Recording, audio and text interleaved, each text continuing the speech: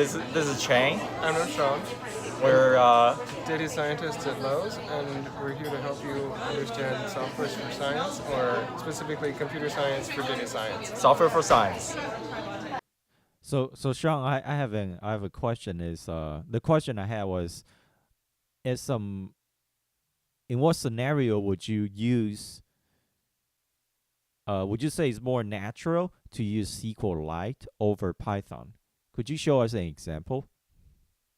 So we have a couple of different ideas we need to break through in order to get to that example.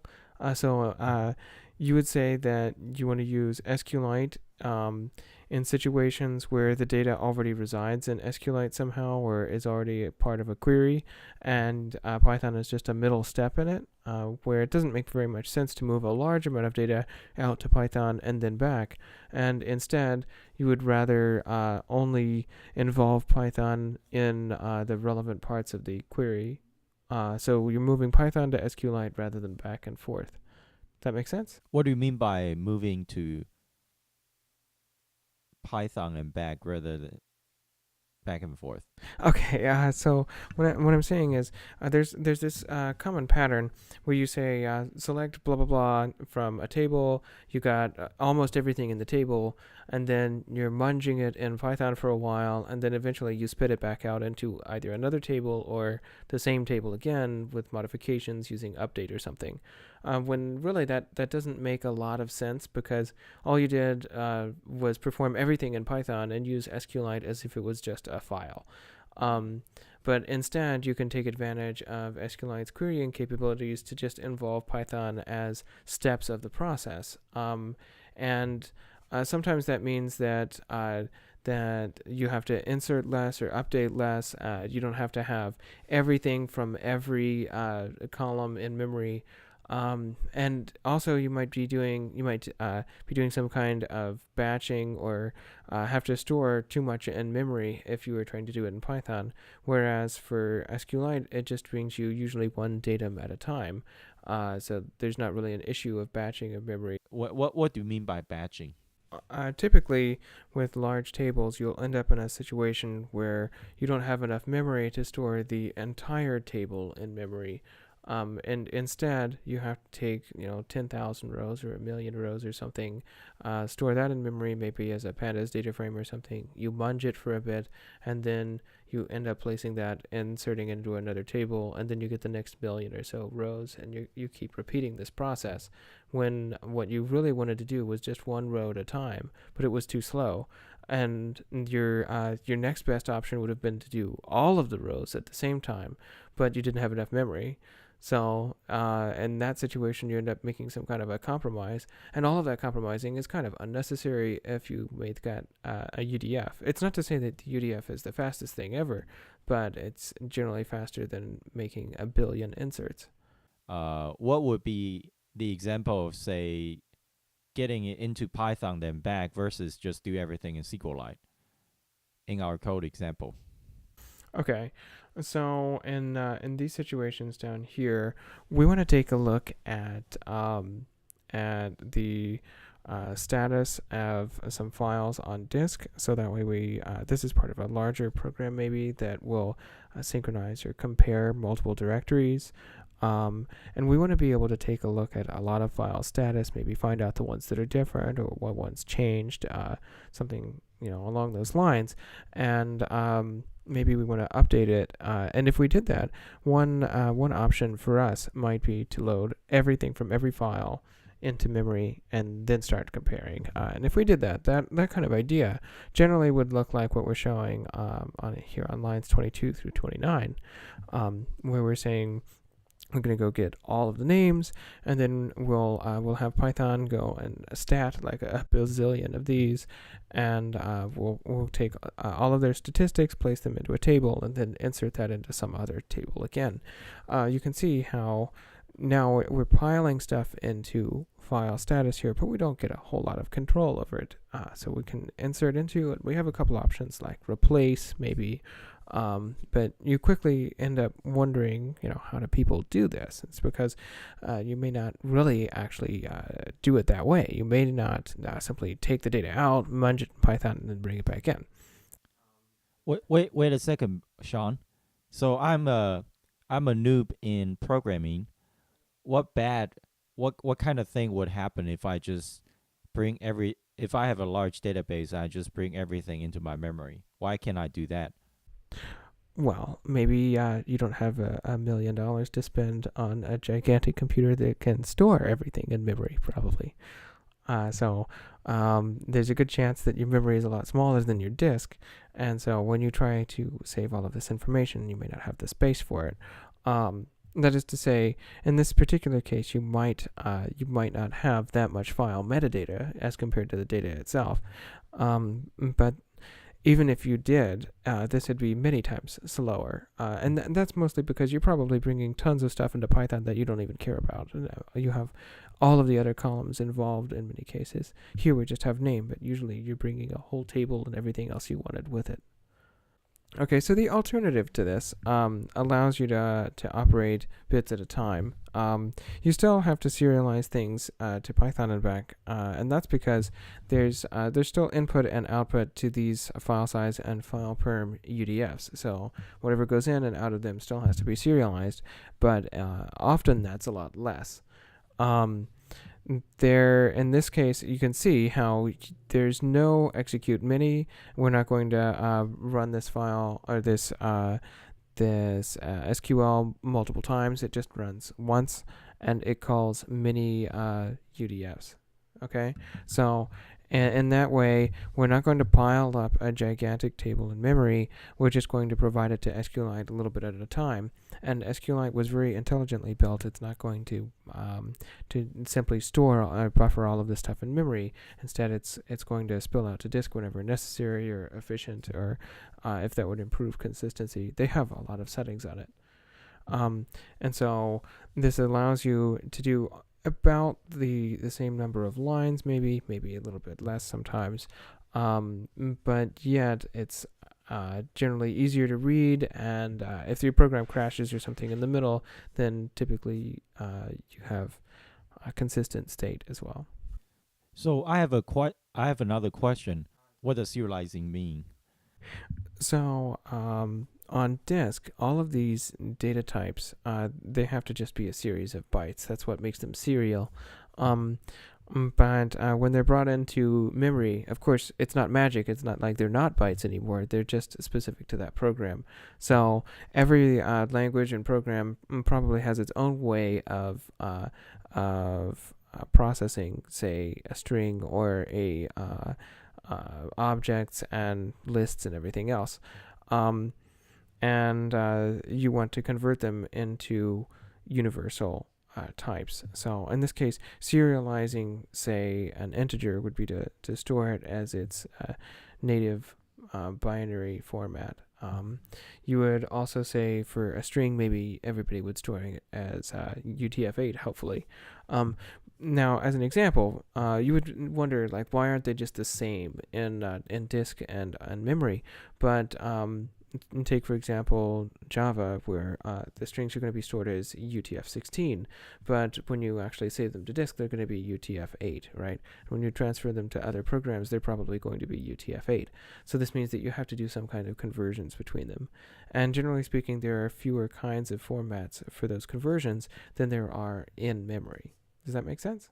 Wait, we actually didn't really talk about the code. Well, what is going on here? Okay, let's take it from the top. There are a couple of modules we need in order to get started. So this is SQLite 3, which is our embedded database that it comes along with the Python standard library. We have regular expressions, which I just used for this example of split because that's a popular user-defined function that SQLite 3 doesn't already have. And JSON is just a format that SQLite understands where we can convert complicated Python types into something that SQLite can use, because SQLite only takes simple formats and JSON. So here we made a connection to a database in memory. This won't actually be saved to disk. If you put anything other than that :memory : then you can save it on disk. So at this point, creating a function is actually pretty simple. All we have to do is give it a name and then tell it how many arguments this function is supposed to take, and then actually implement the thing. So here I'm using a lambda because I'm lazy and I want to save a few lines. So this lambda function is just something that takes a pattern and a string, and we pass that to regular expression split, which if you don't know what it is, maybe I would take it's not too complicated. All you're really saying in this case is that you want to break that string into multiple strings wherever that pattern matches. And then once we've actually gotten that, we have a list. Technically matches, but it's a list. So when we do that, we want to convert it to something that SQLite understands, because SQLite doesn't have lists. So we'll convert that into JSON and spit out the string from that. And that is our implementation of split. So split takes a string pattern, a string to match against, and then it returns a JSON with a list of all of the comments. So the problem was, will you have to use JSON_each because SQLite doesn't really have list? But so what happens? What is the output of split if we don't convert it with JSON_each? So actually, you'll just get another string that contains this JSON as a list, and it'll start with a left square bracket and end with a right square bracket. There's nothing particularly special about this string. SQLite doesn't explode if you use it. It's just it doesn't have any meaning, so it'll just be a string. If you're familiar with some other languages, you might have a lateral view or lateral view explode, which is kind of the same theme as JSON each on this string. So we want to turn that list into one row for each element in the list. So all we're doing is we're converting this concatenated data type, you could say, to a table, which is why JSON each is one of the very few table valued functions that people implement in SQLite. And it's very handy for this kind of thing. What you'll notice is I didn't define key and value. Those are taken from JSON each. There's nothing particularly interesting about key in this case. It's just going to be ascending integers starting from 0, and value is going to be the two words the and then cat in this. So can I think of JSON_each is returning a table that has two columns, one column called key and one column called value? Yeah, you can. There's actually a lot more columns involved, but key and value are the most popular ones. Okay, so there's nothing particularly crazy about this implementation here. We would just want to give you an idea what the flavor of UDFs might be in SQLite. It would be simpler, for example, to implement, say, log from math, because that's another thing missing in SQLite. But it's so simple that it doesn't really give you an idea what everyday UDF development would look like. So here's a more common example it's pretty practical, but still involves 2 or 3 lines. So let's get on to how we might actually use this. As part of a file synchronization framework, let's say you want to know the metadata about the files you're tracking, and you would have maybe size and permissions here. I'm giving as examples. And we're going to assume that these two functions actually go out and check on the file system what those files are. They'd probably use os.stat or something like that. And to be sure, there are much fancier things you would do in real life here, but they're still pretty practical, even if you need to take os.stat and then parse things out of them. You could still use UDFs for that kind of thing. So here's an example of what you might typically find yourself doing. You might say you're going to go select all of the tracked names from your your metadata SQL. And you say, okay, so for all of those, I want to go find out, did they change in size? Have they changed permissions and stuff like that? And then you can go insert them maybe into a table. Maybe you could go on later and compare those two tables and something like that. But there's a problem here that in order for this to work, you have to go find all of the names, right? And you can imagine that there might be quite a few of them. There's probably a few million in my case, just because I have a tendency to accidentally commit things I didn't intend. What if you have a Hadoop file system? How many would that be?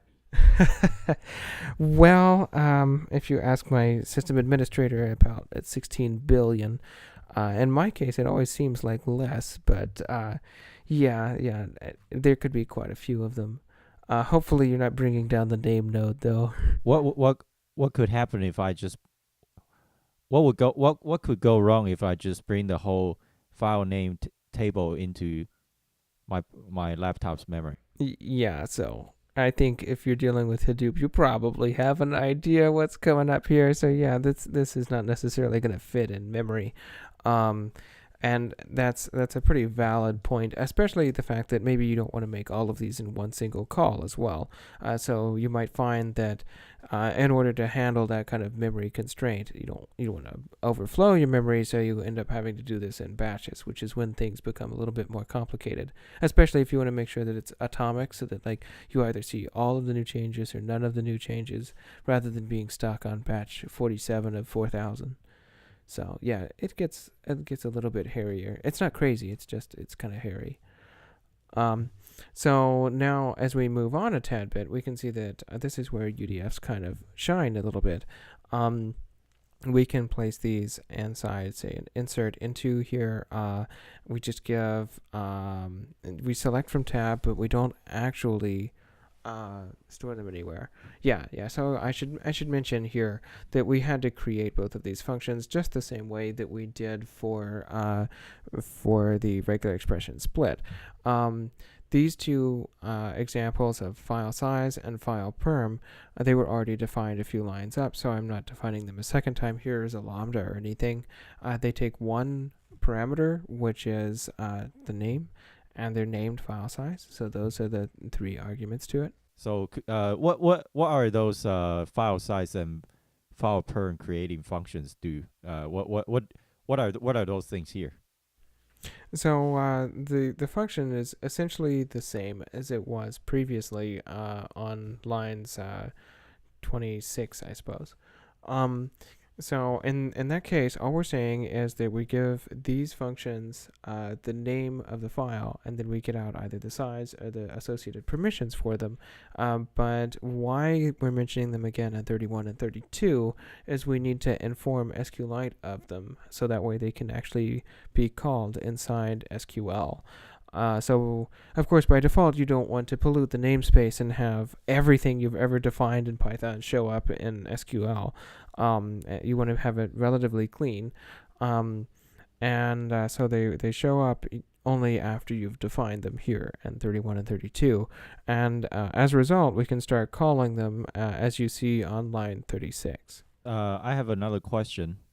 What is the scope of the definition here? And so these will last for the lifetime of that connection, but they won't last after that connection is closed. So it's possible, for example, to have multiple connections open. Then they would only be for whichever connection you had defined it on. And for certain, they will always disappear after the program is closed, because these are actually just pointers to functions inside the program. Speaking about closing, when we use SQLite, do we want to put the connection inside a context manager? Yes, you have much better coding skills than I do. Okay, yeah, habits at least. Yeah, you would probably want to have this in some kind of context manager, or you could just call close down at the end, or have tries and catches, those kinds of things.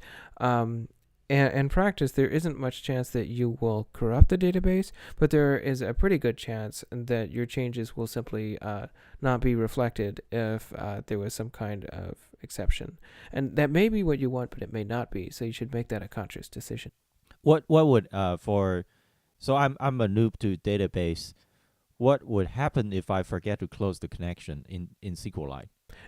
It depends on the isolation level you set. So if you didn't set an isolation level or you don't even know what it is, then typically what will happen is it just disappears. So whatever changes you made were never committed to the database. At least that's the case in Python. So close your connections. Yes, and commit them first if you want to actually see it. Commit your connections. Commit your connections. Sorry, what? You call it commit? Well, no, you can close it, but that won't save it. So you want to commit your connections before.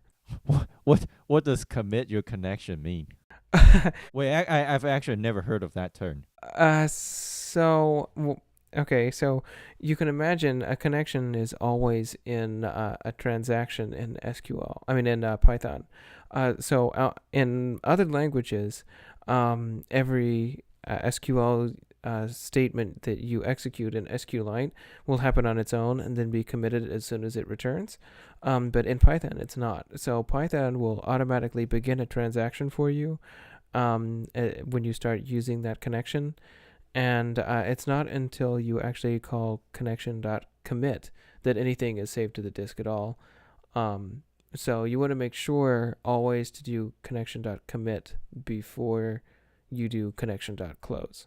So you're thinking about commit, that as a term when they say, like, in databases you have those update, transaction, rollbacks, commit. Yes, exactly. So they treat the connection as part of a transaction. Yes, that's generally how Python views it, which coming from other languages seems a tad bit unusual, but yes, that's what they do. Commit your connections. Yes, definitely. Commit your connections. I have on more than one occasion watched a progress bar scroll by for 8, 10, 15 hours and then find nothing on the database afterward. It can be a scary time after that. Thanks for watching. If you like this video, please press the subscribe button and we will see you next time.